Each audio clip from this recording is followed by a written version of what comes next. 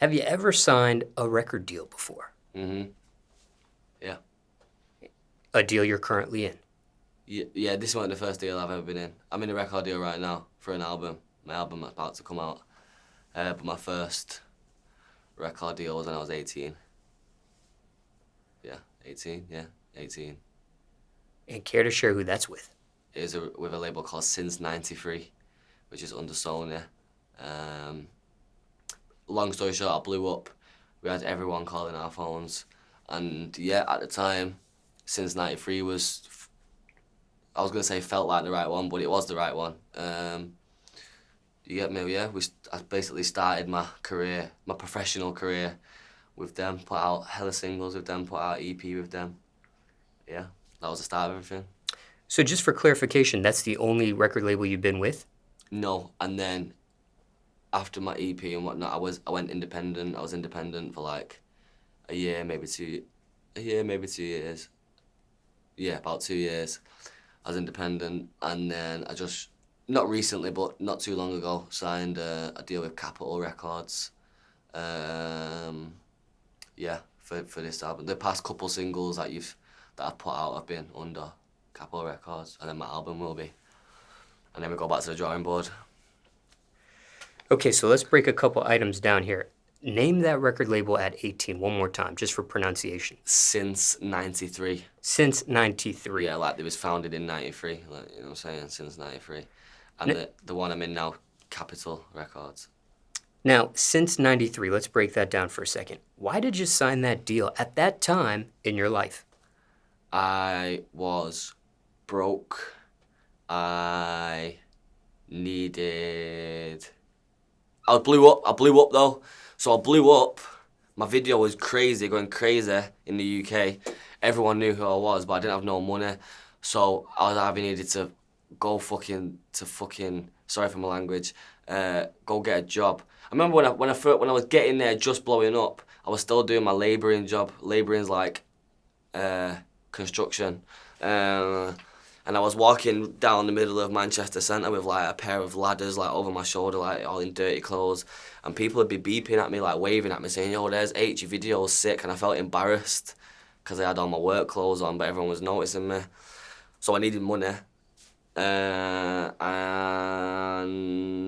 yeah, and it just felt right at the time. It was right, innit? I needed my music to get to a certain platform.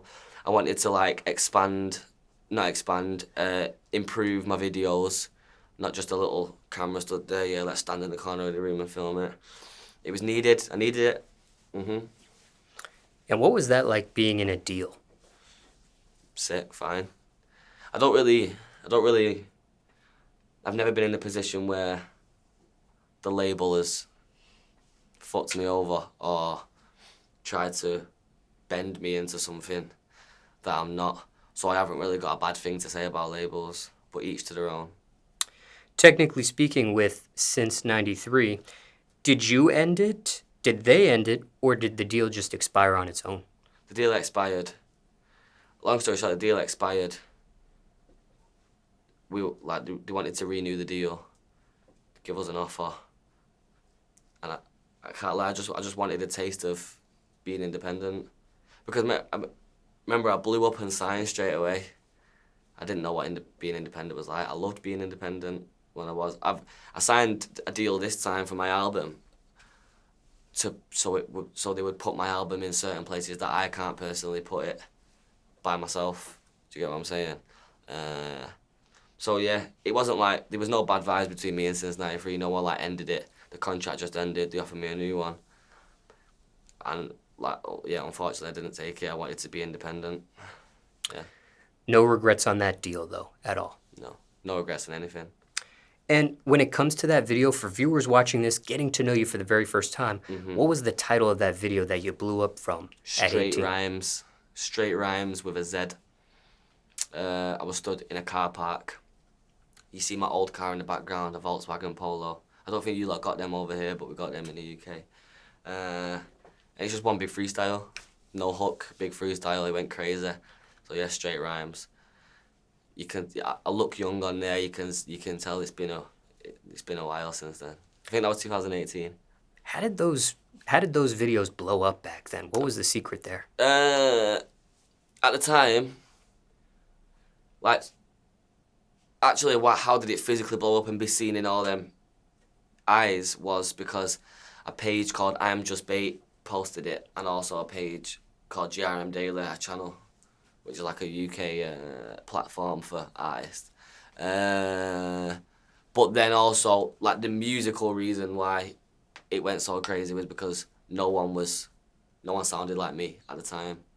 It was all very,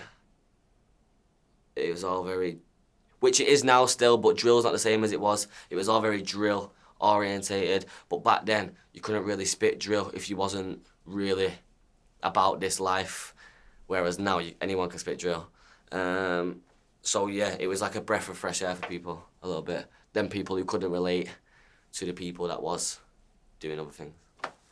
This page and this platform that you mentioned, were these on social media platforms? Instagram. That's where it went. Everyone seen it on Instagram. It was going crazy, and then obviously that flooded into YouTube. And those videos you're referencing are still available publicly if people want to. Yeah, 100%. Get a chance to press play and check that out. You'll find them. You'll find them definitely.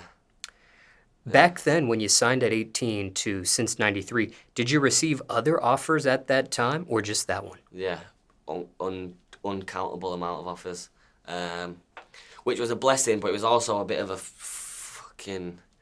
a stressful one because we was kind of, no disrespect to anyone, but like at the end of the day, you go into a label, 9 out of 10 labels are telling you the same thing. So I'm doing 3-4 meetings a day all week, and I know what they're going to say before I even walk in. So that was a bit like, but it's also in a good position because we had options. I knew for a fact that I was signing to someone and I was going to get some money. So yeah, it was a blessing and a curse. Why did you end up choosing Since 93 out of all those similar offers? It just felt right. I can't really explain it other than that. It felt right, yeah. Yeah, they're good people. Ricky England, big up Ricky England. Because you've been in that deal, and now you're in a deal with Capitol, and there was a couple years you were independent, are you able to compare and contrast the experience of having a record deal of some sort versus being independent? Yeah. The pros and the cons, maybe? The pros and the cons. It's basically as simple as being independent. You have, well, as long as your music's doing well, you have a constant flow of income every quarter or whatever. I can't even remember when the Spotify streams come in, but yeah, whatever. And but on the downside, everything comes out of your pocket. So you want to go do a big budget video tomorrow worth 100 grand. Just know 100 grand is coming out of your bank account, not anyone else's. Yeah, on the other side, the label thing, you get obviously a lot of money there and then up front. But when it comes to the music side of things, you don't know when your next paycheck's going to be. You know what I'm saying? Obviously you can do shows, whatever. You're not just going to go broke as long as you do other things. But you don't know when your next paycheck's going to be from the label. And at the end of the day, it's just like, I don't know how to explain it. You just run that risk of, which doesn't really happen in the UK, but you just run that risk of making that song while you are at the label that will pay you for life. But it's irrelevant because it's the label that'll be getting paid for life, or until you're like 60 years old and then you start seeing some of it. But yeah, so it's 50-50. I like both. I like being independent. I like being with a label. I couldn't tell you which one I think is better. I think it depends what you want. It depends what you want. I'm not even going to get into it too much because everyone's got a different opinion on it. Curious here, though, because you were signed at 18, that contract expires, you go independent for a couple years, and then you mentioned the reasoning to sign again to a different label was to maybe get the music out to other places you hadn't before. Yeah. Is it safe to assume here that independently you felt like maybe you peaked out or plateaued or you went as far as you could independently, and that was as far as you could get? Or Nah, I had a song called Taste that I brought out when I was with the first label I was with since '93, which was my biggest song. That was my biggest song that I've ever released, and then I went independent, and then I released a song called Rain, and then that was the biggest song I ever released. I don't know, but now I'm with a label and I've just released a song called Baby, and that's about to be the biggest song I've ever released. Fuck knows, Jesus. and Baby is with the new deal of Capitol Records. Yeah. But I think no, I definitely don't think I plateaued being independent. I think it's just what I wanted to do. Remember as well, it's not all about just like, I'm not always just thinking about the music. I'm thinking about my family. I'm thinking about how I want my life to be set up. And it's like, do I want to, at the time, do I want to make a song, spend 60 grand on the video, put it out, and wait for 4 months for it to get a certain amount of streams for me to even make the money back, and then start making profit, and then I can go and buy another house? Or do I want to get this paycheck right now off these people, where I can buy multiple houses and get my life sorted for when I'm 35 and just make music? It's what do you want to do? You want to think about just the music, or you want to think about your life? That's how I always put it. That's why you need to grab your opportunity when you got it. I see all these new guys. Well, not just new guys. That's wrong of me to say. There's bare people that want to do the independent thing, but I see a lot of new artists at the moment getting offered stupid amounts of money, like crazy amounts of money, and they got too much pride, or they think it looks cool to say, "Nah, turn that down." Don't be stupid, bro. You know what I'm saying? Not every label deal fucks you over, as long as you turn around and say, "Yeah, I want this much money for this single. After this single, I don't want anything to do with you. Or this tape, I don't want anything to do with you. There's no option. It ends on this date, and all the money's mine, whatever." Then you make the money, go and get your mum out of the hood, put her in a house and start again. Do you get what I'm saying? But I don't know. Like I said, that's what I think. I'm not always right. I am like 99.9% of the time, but not always. This album that you're referencing here, that's going to be with Capitol, is there a title to that? Yeah, Close to Home. Yeah. It's basically about Manchester, being from Manchester, always being away from Manchester, but feeling like it's there. Yeah, very, very, it's a very personal background orientated album. Was this a title of the album that you came up with or someone coined for you? We actually sat in the studio in Toronto, me, these boys here who I'm with, and my producers, YJ Lightech, couple people, and we sat there thinking of a name for the album, like what can we call it? This, coming up with hella names.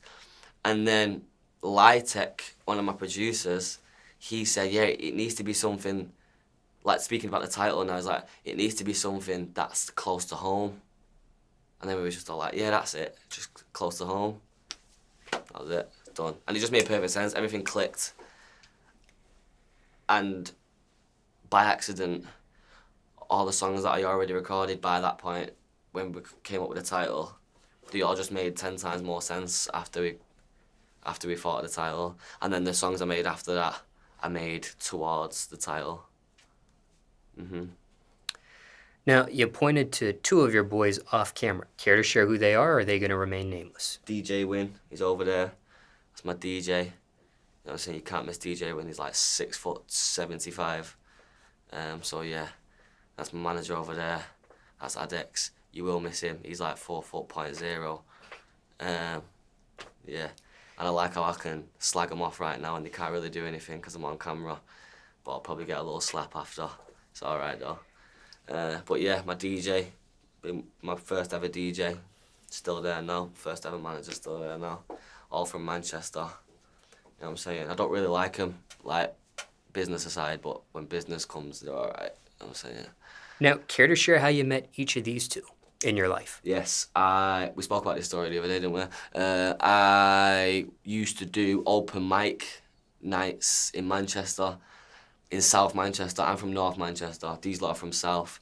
A lot of rap and rappers from Manchester are all from South. There's not many rappers from North Manchester. So I used to go up there and obviously spit, and obviously DJ Win would be there doing what he does best on the decks. So yeah, so I knew DJ Win from just these open mic nights. We just said hello to each other, nothing to whatever, just, yeah, what you saying, you're good, yeah, good. And then there was always this other guy with him who I never knew, and I'm like, what is this? This guy doesn't even do anything, he's just there. You know what I'm saying, with DJ Win. I'm talking about you now. Like, what, who's this guy? But yeah, cool, anyway, love. And then, I don't know, I kept seeing them, and then one day they just both walked through the door and said, yo, we want to do this management thing, we want to start managing artists, do you want to be one of the artists that we manage? And then, at the time, they also asked one of my friends, who also rapped at the time, called Samurai. So I was like, who else you going to manage? He was like, you and Samurai. I was like, yeah, perfect, let's go. We done it, and we're here now, still. Now, were these two chronologically in your life before that first deal at 18? Yeah, that was like when I was 15. That was like I was 16. I was 16 when I met these lot. So it was a good 2 years before we actually. But even when it comes to my like DJ Win, obviously I didn't, from 16 to 18 I didn't have many shows. Do you get what I'm saying? So we did. I'm guessing from his point he didn't know where it was gonna go. No one did. And then obviously I turned 18, I blew up, and he was sick of seeing my face eventually because we had so many shows. Now, when it comes to both of you guys, you don't have mics on, but we can hear you still, faintly, a little bit. If either of you want to get on record here, anything you want to add or subtract to what he said so far? Was my story correct? Did I miss anything out? Right. Yeah, It's about right. It's about right. Ain't no lies told.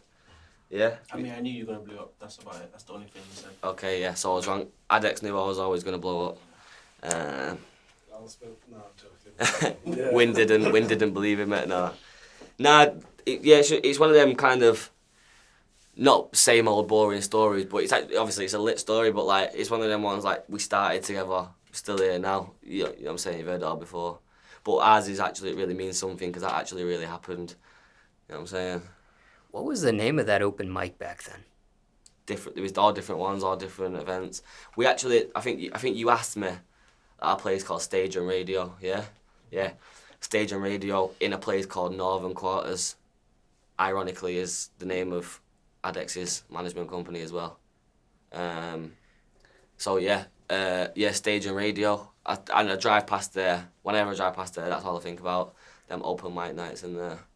And I've even seen people do it recently. Like I've seen events there recently, and I just think, wow, you just never know what's going to happen. There might be a kid in there right now who's going to blow up in the next 4 years, and you just never know. Which leads into this question: is what is your opinion, generally speaking, of open mics? I think it's absolutely sick. I think they're absolutely sick. They were some of the best nights of my life ever, and it's raw, innit? It's what it is. It's rap music. You know what I'm saying, man? I'm here to rap. You all get in a room, grab the mic. Who's the best? That's all anyone cares about, really. If you're gonna be real, if you gotta be real, all anyone cares about is the best. No one really cares about, oh yeah, he's cold, but he's the best. Like, nah, like, who's the best in the room? You know what I'm saying? So yeah, open mic nights are healthy, man. I like open mic. I've not done one for a while, to be fair. Yeah, even though you haven't done one, have you snuck into one just to see what the talent's like or what it's been like since you've been to? I think the last time I've been to something like that was like a grime set at a place called NTS, which I don't think is there anymore. I don't know if it's there anymore. I don't know. But I didn't touch the mic. I didn't spit. I just sat back and admired everyone. But that was probably like two years ago now, at least. Aside from yourself, have there been notable rappers that have come from those open mics that have ended up becoming successful in a sense like you? Not saying the open mics is what got them to be successful, but just in that crowd. The whole UK scene came up off that. The whole thing was grime sets and open mics. Everyone fill up this room now. The speakers are on, the DJ's got the beats, spit, and you got to catch the beat as well, so you got to spit bars. And at some point, the DJ's going to spin the decks and play another beat straight away, and you got to catch that one. So, yeah, everyone from my era, and do I say above or below? Basically, everyone older than me, that's what we all grew up on. Anyone younger than me probably grew up on, like, this is not a diss, by the way, this is a good thing, like TikTok. Yeah. Winding down the questions here, when it came to Capital, Yeah. how did that opportunity come about?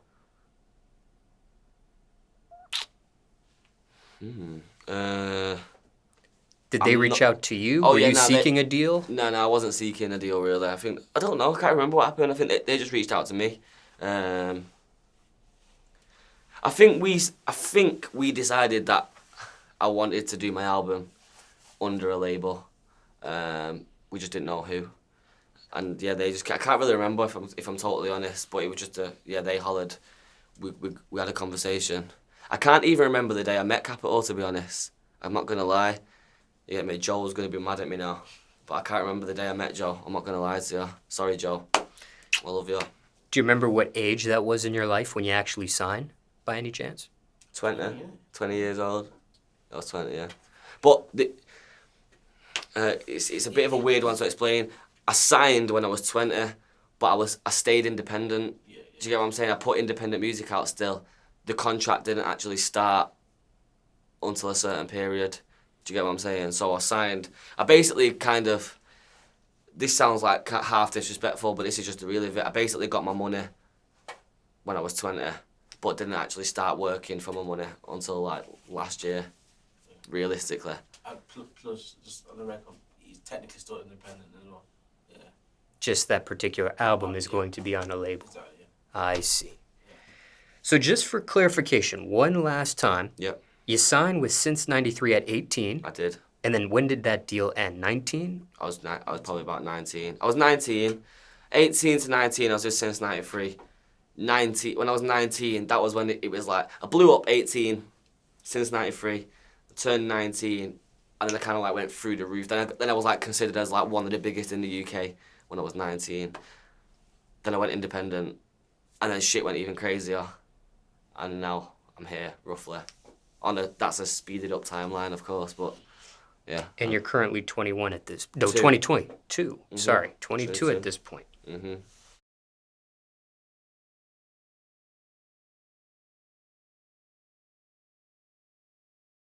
Yes. Final questions here. Anything else you want to mention about a record deal anything else you want to mention about a record deal, being independent, or question you weren't asked about either? People want to know about that. I just think I think you shouldn't. If you get a record deal, if you're in a position to get a record deal, don't just look at it sideways straight away because you think every label fucks you over.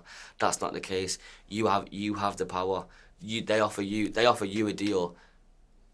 You don't just have the option to say yes or no. You come back and you negotiate the deal and you say, well, I want this, I want that. This is how we're gonna do it. Remember, you are the one they want. You don't want them. Yes, you want a record deal. You want money. I hear that. But they want you. Do you get what I'm saying? So I'm telling you like you're about to get a record deal. They want you, so like yeah, man. Don't turn your nose at a deal straight away. Like remember, you can actually go and sit and have a conversation with the person and say like this is what you want. It's not just that. And don't be scared about being independent as well. You know what I'm saying? If you believe in yourself, fucking go for it. You know what I'm saying? Anything else on either of these topics? No. Final answers. And for time reference, it's May 2022 now.